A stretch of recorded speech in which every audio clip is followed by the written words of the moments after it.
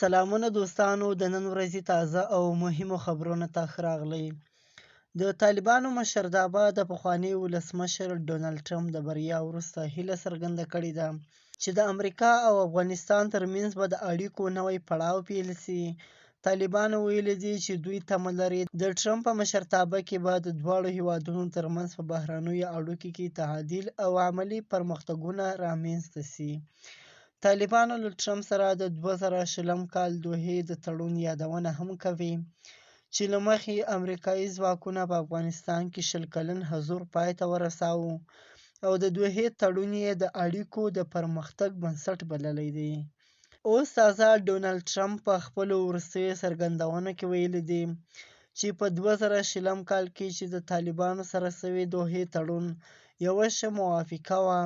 هغه د دې تړون دفاع وکړه، خو پر بایډن اداره یې نیوکه وکړه چې د امریکا د سرتیرو وتلې په بې نظمۍ سره ترسره کړل او دې چارې مرګ ژوبله هم واړوله.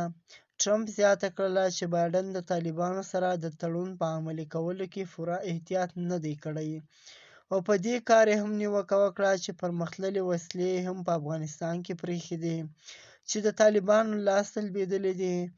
همدارنګه د طالبانو افغانستان وضعیت اوس هم په امریکا کې په سیاست او ځانګړو بحثونو کې د یو مهم ټکي په توګه یادېږي، په ځانګړي ډول د راتلونکي ټاکنو په تړاو چې د افغانستان او طالبانو د معاملې په اړه خبرې بیا تازه کړي دي. دا و د طالبانو او د ټرمپ په تازه څرګندونو باندې معلومات.